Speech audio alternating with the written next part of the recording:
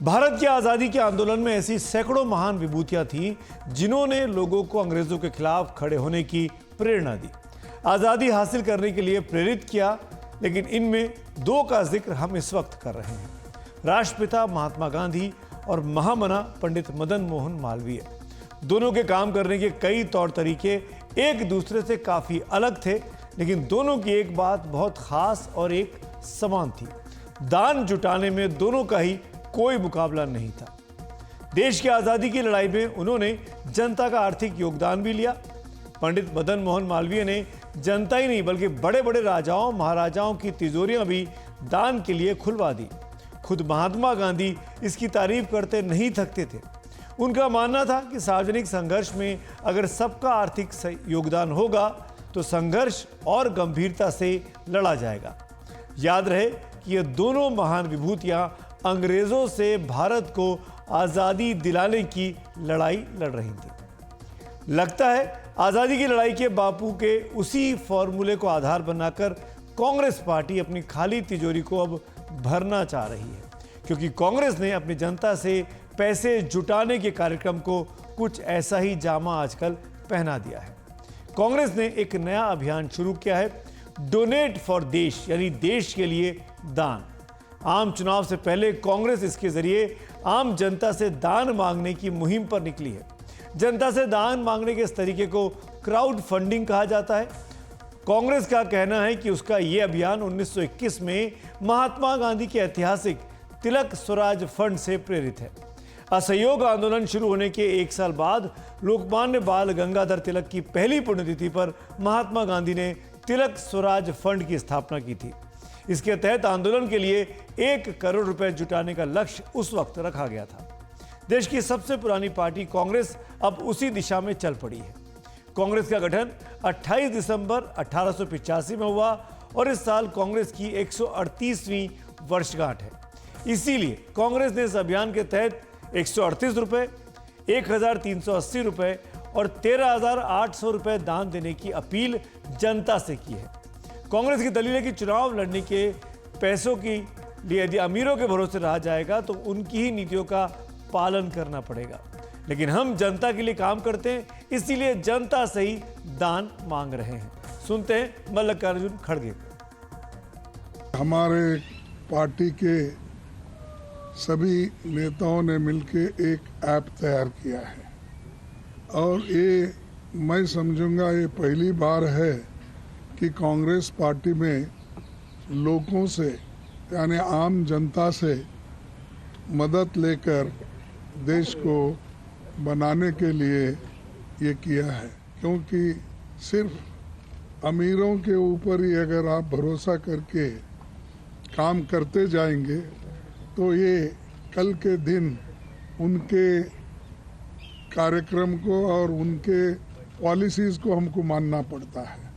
जब देश के सारे लोग इसमें इन्वॉल्व हो गए तो ये हमको सबकी जो पहले से ही हमारी पार्टी गरीबों के और जो बैकवर्ड्स है, शेड्यूल कास्ट है, माइनॉरिटीज़ है और कोई भी कास्ट का हो, अपर कास्ट हो, गरीब है, वो ऐसे ही लोग पहले से हमको मदद करते हुए आए हैं।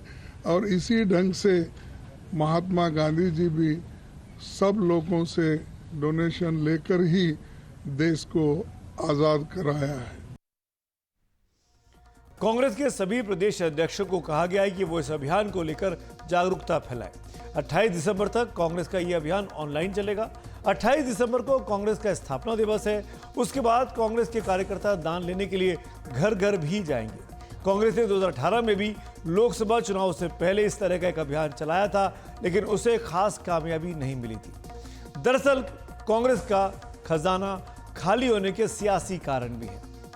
कांग्रेस का सियासी ट्रैक रिकॉर्ड अगर देखा जाए तो 2014 से 2023 के बीच 60 विधानसभा चुनाव हुए, जिसमें पार्टी 46 हार गई। 2 लोकसभा चुनाव लगातार हारी, 2014 का और 2019 का।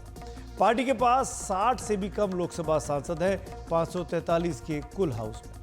2011 के बाद बीते 12 साल में कांग्रेस किसी राज्य में प्रो इनकम्बेंसी के साथ सत्ता में दोबारा नहीं लौटी है। इसी वजह से कांग्रेस की तिजोरी खाली हो रही है, क्योंकि जनता में उसके लिए उसका विश्वास कम हुआ है और अब तो उसे कॉरपोरेट फंडिंग यानी कंपनियों से दान नाम मात्र कोई मिल पा रहा है। सवाल यह कि कांग्रेस के सामने आखिर जनता से दान लेने की नौबत क्यों आ गई है। पिछले 5 साल के आंकड़े देखिए।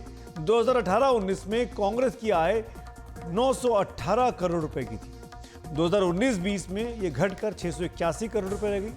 2020-21 में और घटकर 285.8 करोड़ रुपए रह गई।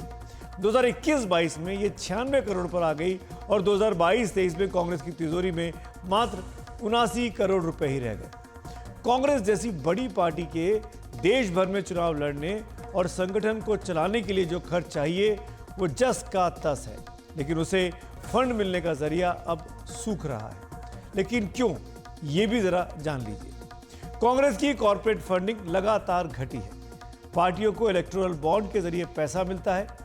2014 के बाद उद्योगपतियों से दान तेजी से कांग्रेस के लिए घटा है। इसकी वजह रही चुनावों में हार पर हार, जिसके बाद फंडिंग घटती गई। जो जीता वही सिकंदर। इसी तर्ज पर बड़े कारोबारी बीजेपी की ओर ज्यादा झुकते चले गए। बीजेपी को कांग्रेस से 6 गुना ज्यादा दान मिल रहा है। दरअसल अगर कम राज्यों में सरकारें होंगी तो शासन में प्रभाव भी कम होगा, तो कंपनियां भी कम ही पैसा देंगी। कांग्रेस कार्यकर्ताओं का कमजोर जमीनी अभियान भी दान घटने की वजह है। यह तो स्वाभाविक है कि पार्टियों को चलाने के लिए पैसा चाहिए। ये पैसा या तो वो जनता से लेती हैं या कंपनियों से। लेकिन अगर कंपनियां खुलेआम किसी पार्टी को पैसा देंगी तो बाद में यह आरोप लग सकता है कि पार्टी उस कंपनी का पक्ष ले रही है, उसको फायदा पहुंचा रही है। इसी का रास्ता निकालने के लिए मोदी सरकार 2018 में इलेक्टोरल बॉन्ड लेकर आई। इसके तहत कंपनियां स्टेट बैंक ऑफ इंडिया की चुनी हुई शाखाओं से 1000 रुपए से लेकर 1 करोड़ रुपए तक के कई इलेक्टोरल बॉन्ड खरीद सकती हैं, लेकिन इसके लिए पैसा खाते से ही दिया जाएगा। ऐसा चुनावों में काली कमाई के इस्तेमाल को रोकने के लिए किया गया था। लेकिन इसमें खास बात यह है कि इलेक्टोरल बॉन्ड के जरिए कौन सी कंपनी किस पार्टी को पैसा दे रही है, इसका पता नहीं चल सकता, ये गुप्त रहता है। इसी के खिलाफ सुप्रीम कोर्ट में कई याचिकाएं दायर की गई और मांग की गई कि यह पता चले कि कौन किस पार्टी को पैसा देता है। सरकार ने सुप्रीम कोर्ट में दलील दी है कि संविधान के मुताबिक मतदाताओं को राजनीतिक दलों की फंडिंग के बारे में जानने का अधिकार नहीं है। सुप्रीम कोर्ट की 5 जजों की संविधान पीठ 13 नवंबर को इस मामले में अपना फैसला सुरक्षित रख चुकी है। लेकिन इस बीच बीजेपी और कांग्रेस के बीच एक कॉर्पोरेट फंडिंग ने एक बड़ा अंतर खड़ा कर दिया है। एडीआर की रिपोर्ट का कुछ आंकड़े देखिए। 2017-18 में बीजेपी को 515 करोड़ रुपए फंडिंग मिली, जबकि कांग्रेस को महज 36 करोड़ रुपए। मोदी सरकार को सत्ता में आए 4 साल तब हो चुके थे। 2018-19 में बीजेपी को 400 करोड़ रुपए फंडिंग मिली, जबकि कांग्रेस को इस साल महज 19 करोड़ रुपए ही फंडिंग मिली। 2019-20 में लोकसभा चुनाव वाला वो साल था, लिहाजा दोनों ही पार्टियों की कॉर्पोरेट फंडिंग बढ़ी, लेकिन बीजेपी को कांग्रेस से 5 गुना ज्यादा कॉर्पोरेट फंड मिला। इस साल बीजेपी को 720 करोड़ रुपए तो कांग्रेस को 133 करोड़ रुपए फंड मिला। साल 2020-21 में बीजेपी को 351 करोड़ रुपए और कांग्रेस को महज 18 करोड़ रुपए ही फंडिंग मिली। साल 2021-22 में बीजेपी को 378 करोड़ रुपए और कांग्रेस को 54 करोड़ रुपए की कॉर्पोरेट फंडिंग मिली। अगर बीजेपी और कांग्रेस के एसेट्स यानी संपत्ति की बात करें तो 2014 के बाद से बीजेपी की संपत्ति बहुत तेजी से बढ़ी है। आयकर विभाग के आंकड़ों के मुताबिक 2013-14 में बीजेपी की संपत्ति जहां 781 करोड़ रुपए थी, वहीं 2021-22 में बढ़कर 6047 करोड़ रुपए तक चली गई। जबकि कांग्रेस की संपत्ति इन 8 सालों में कुछ कम ही हुई है। 2013-14 में कांग्रेस की संपत्ति जहां 929 करोड़ रुपए थी, वहीं 2021-22 में ये घटकर 806 करोड़ रुपए पर आ गई। बीजेपी की संपत्ति इस दौरान कांग्रेस से 8 गुना बढ़ी और बाकी सभी दलों की संपत्ति को मिला दें तो भी बीजेपी की संपत्ति उनकी संपत्ति से दोगुनी थी। तो अब कांग्रेस इसके मुकाबले के लिए जनता के बीच लौटी है, लेकिन लगता है उसे अब कॉरपोरेट जगत पर भरोसा नहीं रहा। इसी मुद्दे पर ज्यादा बातचीत के लिए हमारे साथ एसोसिएशन फॉर डेमोक्रेटिक रिफॉर्म्स यानी एडीआर के सह संस्थापक जगदीप छोकर साहब हैं। छोकर साहब, पहला सवाल आपसे यही, क्राउड फंडिंग कांग्रेस ने शुरू की है, आप इसको किस तरीके से देखते हैं? देखिए, क्राउड फंडिंग शुरू करने का मतलब तो यही होता है कि दूसरे सोर्सेज से पैसा नहीं मिल रहा है। तो ये हो सकता है कि कांग्रेस को दूसरे जो लोग आमतौर पे उसको चंदा देते हैं वो चंदा नहीं दे रहे हैं, या जितना देना चाहिए था या जितनी कांग्रेस को उम्मीद थी उतना चंदा नहीं मिल रहा है, इसलिए वो क्राउड फंडिंग का मतलब है जनता से पैसा मांगने की कोशिश कर रही है। तो इसका मतलब ये लगता है कि उनके पास पैसा कम है और कोई उनको पैसा देना नहीं चाहता, यही लगता है, और क्या हो सकता है। जी, आपकी संस्था एडीआर का डेटा यह कहता है कि कांग्रेस की कमाई बीजेपी के मुकाबले लगातार घटी है। वो डेटा भी हमने दिखाया भी दर्शकों को। क्या इसमें इलेक्टोरल बॉन्ड का ही बड़ा रोल है? देखिए, इलेक्टोरल बॉन्ड जिस दिन 1 फरवरी 2017 को लोकसभा में तत्कालीन वित्त मंत्री ने भाषण दिया था, उसके 1-2 दिन बाद ही ये कहना शुरू कर दिया था लोगों ने, और मैंने भी कहा था और लिखा भी था कि इलेक्टोरल बॉन्ड में दूसरे सारे विपक्ष के राजनीतिक दलों का चंदा टोटली बंद करने की क्षमता है। वो क्षमता इस्तेमाल होगी कि नहीं होगी उस वक्त पता नहीं था। अभी भी अगर कोई कहे कि उस क्षमता का ठोस सबूत दीजिए, तो ठोस सबूत किसी के पास नहीं है। लेकिन अगर उसको कहे कि जो सर्कमस्टेंशियल एविडेंस होता है कि अगर सत्तारूढ़ दल को 70% इलेक्टोरल बॉन्ड मिल रहा है और बाकी सारे विपक्षी दलों को 30% इलेक्टोरल बॉन्ड मिल रहा है, तो ऑब्वियसली सत्ता पक्ष और विपक्षी दलों के बीच में बहुत ज्यादा अंतर है।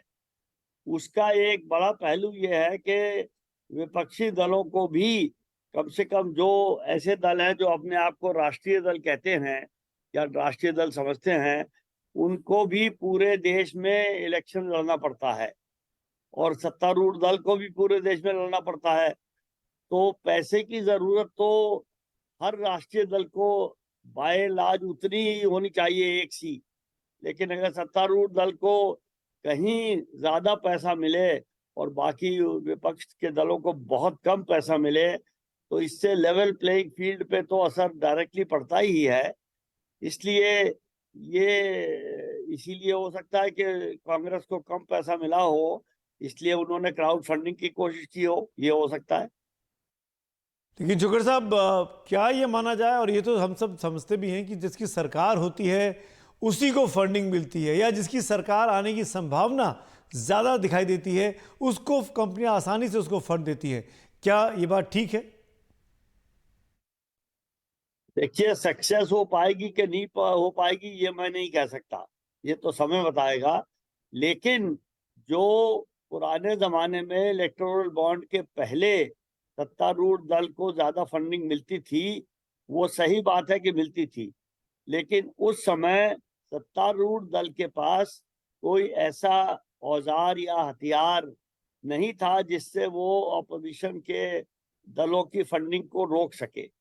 इलेक्टोरल बॉन्ड ने वो एक ऐसा तरीका सत्तारूढ़ दल के पास, सत्तारूढ़ दल को अवेलेबल करवा दिया है, जिससे वो विपक्षी दलों की फंडिंग को रुकवा सकते हैं। क्योंकि जैसे ही कोई व्यक्ति या कोई company state bank of India से लेटर से 100 करोड़ का इलेक्टोरल बॉन्ड खरीदते हैं, तो क्योंकि वो सूचना स्टेट बैंक के पास है कि किसने इलेक्टोरल बॉन्ड खरीदा, वो सूचना मोरलेस इमीडिएटली सरकार और सत्तारूढ़ दल के पास पहुंच जाती है। और सत्तारूढ़ दल फिर उस व्यक्ति या उस कंपनी से पूछते हैं कि भाई आपने सुना है 100 करोड़ का इलेक्टोरल बॉन्ड खरीदा है, ये किसको देने वाले हो? तो समझदार आदमी और सेंसिटिव व्यक्ति को तो इतना सवाल ही काफी है। वो ये नहीं कहता कि जी मैंने ये विपक्षी दल के लिए लिया था, वो यही कहता है या मैंने आपके लिए ही लिया था। तो इलेक्टोरल बॉन्ड के पहले सत्तारूढ़ दल को विपक्षी दलों की फंडिंग रुकवाने का कोई तरीका नहीं था। लेकिन अब उनके पास ये रुकवाने का तरीका है। हो सकता है, और ये स्पेकुलेशन है, हो सकता है कि इसकी वजह से कांग्रेस को ये महसूस हुआ हो कि इलेक्टोरल बॉन्ड या किसी और लेजिटिमेट तरीके से तो पैसा नहीं मिलेगा, तो चलो ये क्राउड फंडिंग करके देखते हैं उसमें क्या होता है। चलिए, शुक्रिया हमसे बात करने के लिए छोकर साहब, बहुत बहुत धन्यवाद। तो कुल मिलाकर कांग्रेस की कोशिश है कि उसकी तिजोरी भरे, लेकिन एक और दिलचस्प चीज़ हुई इस तमाम घटनाक्रम के बीच में। डोनेट फॉर देश, इस डोमेन के नाम से दूसरा हैंडल क्रिएट हो गया। जब आप उस पर क्लिक कर रहे थे donatfordesh.org, तो आपको बीजेपी की वेबसाइट पर लेकर जा रहा था। ये भी एक दिलचस्प घटना घटी। हालांकि कांग्रेस का जो ऑफिशियल हैंडल है जिस पे आपको डोनेट कर सकते हैं वो donatinc.org है, डोनेट INC, उसमें डोनेट फॉर देश नहीं है। नारा उन्होंने डोनेट फॉर देश का दे रखा है।